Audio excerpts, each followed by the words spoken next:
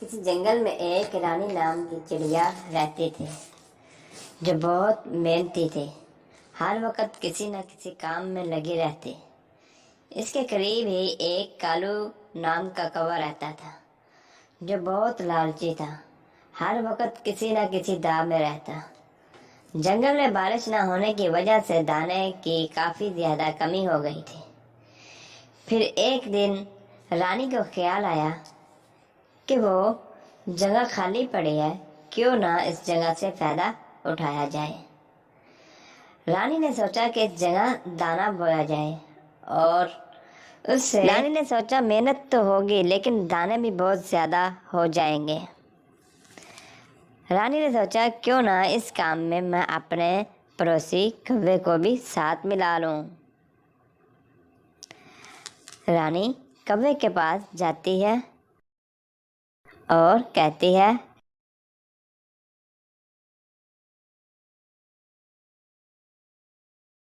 कौवे भैया, क्या तुम जानते हो जंगल में दाना खत्म होता जा रहा है। हाँ, ऐसा ही था। बल्कि मुझे आज 2 दिन बाद दाना मिला था जो अभी अभी खाया है। कहीं तुम मुझसे दाना उधार तो नहीं लेने आई? नहीं नहीं भैया, मुझे पता है मुझे तुम्हारे घर से क्या मिलेगा। तुम तो अपने लिए बहुत मुश्किल से ढूंढते हो दाना। क्या तुम जानते हो मैंने कुछ नया सोचा है। क्या तुमने नया सोचा है रानो? तुमने? जंगल में बहुत सारी जमीन खाली पड़ी है और मेरे पास कुछ दाने भी हैं। अगर तुम मेरा साथ देते हो, हम दोनों इन दानों को बो लेते हैं।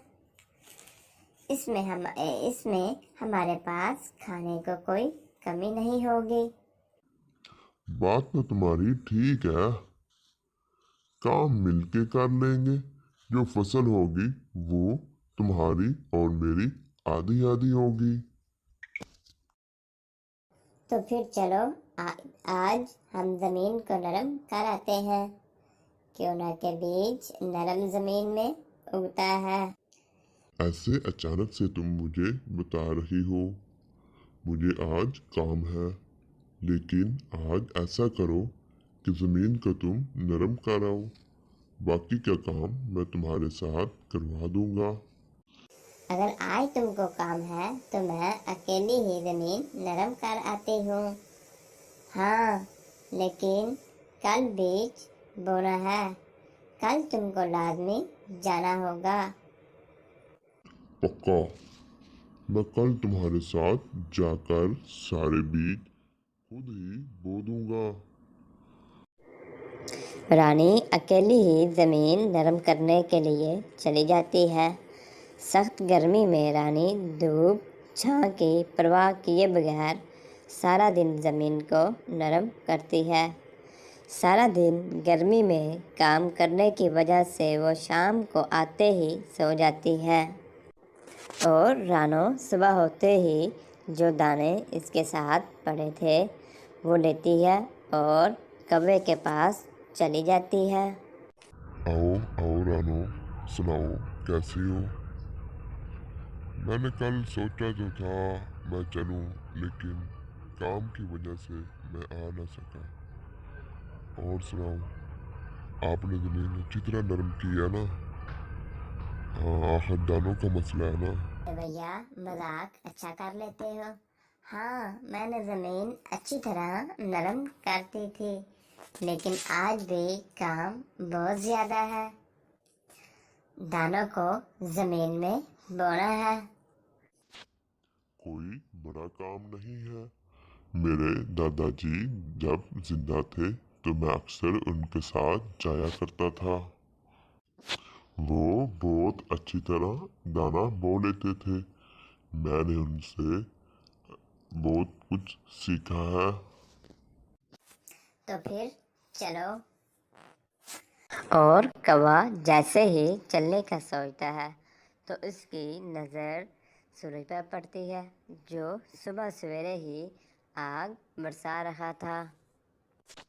रानो, तुम चलो, मैं तुम्हारे पीछे आता हूँ। छम छम करता आता हूँ और कां कां करता आता हूँ। और रानो चिड़िया फिर से ही अकेली ही चली जाती है।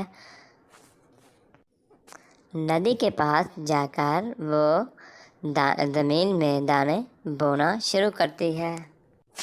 वो एक एक दाना अपनी चोंच में लेती और उसे ज़मीन में रखती और ऊपर से नरम मिट्टी डाल देती और मुड़ मुड़ कर कौवे को देखती। लेकिन रानो चिड़िया ने सारे दाने ही बो दिए और शाम हो गई, लेकिन कौवा ना आया। और रानो थक हार कर शाम को वापस लौट आती है। कौवा सामने ही बैठा था। रानो, माफ करना, मैंने तुमसे बात तो कर ली, लेकिन अपनी बात पर अब भी खड़ा हूँ। लेकिन जैसे ही तुम गई, मेरे सर में दर्द शुरू हो गया और मैं आ ना सका। लेकिन कल मैं खुद ही तुम्हारे पास आ जाऊंगा। लेकिन तूने मुझे कल का सारा काम बता देना है। अगर हो सका तो मैं अकेला ही कर आऊंगा। हाँ, मैंने तुम्हारी बात मान ली। होगा तुम्हारे सर में दर्द, बल्कि ऐसा तुम क्यों कहोगे? बल्कि आज मैं थकी हुई हूँ और मैं जाती हूँ। और चिड़िया अपने घोंसले में चली जाती है और सूरज कुछ ज़्यादा ही पहले निकल आता है अपनी आग बरसाने के लिए। लेकिन चिड़िया कुछ परवाह नहीं करती और जाने ही लगती है कि कौवा आ जाता है। तुम भी कहोगी कि कैसा पार्टनर है मेरा। रोज बहाना बना लेता है। आज मैं खुद ही आ गया। लेकिन रानो, बात सच है, मैंने ये कभी काम वाम नहीं किए। सब परिंदे, सब पंछी मुझ पर हंसेंगे। मैं तुम्हारे साथ तो सच में ही नहीं जा सकता। तुम चलो, मैं दूसरी तरफ से होकर छम छम करता कां कां करता आता हूँ, ताकि कोई मुझे देख ना ले। मैंने कभी किसी की नीयत पर शक नहीं किया। तुमने जो कहा सच ही होगा। लेकिन आ जाना, आज दानों को पानी देना है। हाँ हाँ, क्यों नहीं, भला मुझे भी तो फिक्र है ना अपनी फसल बाड़ी की। और चिड़िया चली जाती। वो अपनी चोंच में पानी डालती और जहाँ जहाँ उसने दाने बोए थे वहाँ डालती, ताकि ज़मीन नरम हो जाए और इनसे पौधा निकल आए। वो बार बार कौवे की राह देखती, लेकिन कौवा ना आया। फिर से शाम हो गई और चिड़िया थक हार कर शाम को अपने घोंसले की तरफ लौट आई। कौवा फिर से बैठा इसका इंतज़ार कर रहा था। चिड़िया रानो, आ गई हो। अब तुम ये ना कहना। जैसे ही मैं दूसरे रास्ते से आने लगा, तो मेरा मामा दूसरे रास्ते से आ रहा था। मैंने सोचा तो काम तो सारी जिंदगी ही करने हैं। मेरी माँ का भाई आया है, क्यों ना आज इसकी सेवा ही कर लूं। और मैं वापस चला आया। हाँ, ऐसा ही होगा। मैं किसी पर शक नहीं करती। ठीक है, कल तुमने लाजमी जाना होगा। क्यों न कहे कल हमारे पौधे ज़मीन से निकल आएंगे और कुछ गैर ज़रूरी भी हमने वो गैर ज़रूरी पौधे निकालने हैं। पक्का, मैं भी इधर बोर ही होता रहता हूँ। जाते हुए मुझे खुद ही बुला लेना। और चिड़िया चली जाती है, रात गुजर जाती है और चिड़िया फिर से कौवे के पास आ जाती है। चलो भैया चले।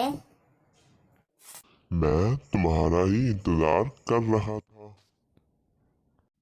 मेरे दादाजी के औजार पड़े हैं पुराने, जो जिनसे हम गैर जरूरी पौधों को निकाल लेंगे। लेकिन एक मसला है, वो बहुत पुराने हैं, इनकी सफाई करने वाली है। मैं आया बस, मैं तुम्हारे पीछे चम चम करता kaa करता आया। वो फिर सारा दिन धूप और छाँव की परवाह किए बगैर काम करती है और बार बार कौवे को देखती है।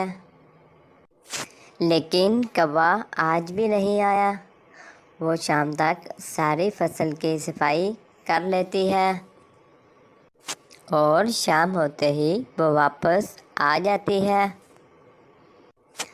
कौवा फिर से कोई बहाना सोच रहा था। वो कोई बात करता पहले से ही चिड़िया बोल पड़ती है। धूप में काम करना मुश्किल है, तुम इसीलिए आज भी नहीं आए। नहीं नहीं, ऐसा नहीं है चिड़िया रानी। असल में मैंने सोचा फसल तो उग गई है, इसकी कटाई भी करना होगी। अगर इस धूप से दोनों बीमार हो गया तो कटाई कौन करेगा। बस यही नया सोचा मैंने। बस ऐसे ही दिन और रात गुजरते गए। कौवा भी सियाना था, उसको पता था अब तक फसल तैयार होगी। वो खुद से ही चिड़िया रानो के पास आया। रानो चिड़िया, फसल की कटाई कब करना होगी। मेरे दादा के हिसाब से तो आजकल ही करनी चाहिए। ये भी हिसाब तुम्हारा तो पक्का है, आज ही कटाई करनी है। मैं इसीलिए आया हूँ। आज तो फिर ये न कहना मैं कोई फिर से बहाना बनाने आया हूँ। मेरे दादा की एक दातरी पड़ी है, जिससे फसल की कटाई करती है। मैंने देखा वो तेज नहीं है, मैं इसको तेज कर रहा था। सोचा फिर तुम्हें बताऊं। सोचा पहले तुम्हें बताऊं कि तुम चली जाओ, मैं तुम्हारे पीछे आ रहा हूँ। हाँ, वो दातरी तो बहुत ज़रूरी है, तुम जल्दी आ जाना। और चिड़िया चली जाती है और रानो सारे पौधे अपनी चूंज से निकाल निकाल कर इकट्ठे करती है और फिर इनसे दाने अलग करती है। अभी शाम होने को ही थी कि कौवा आ जाता है।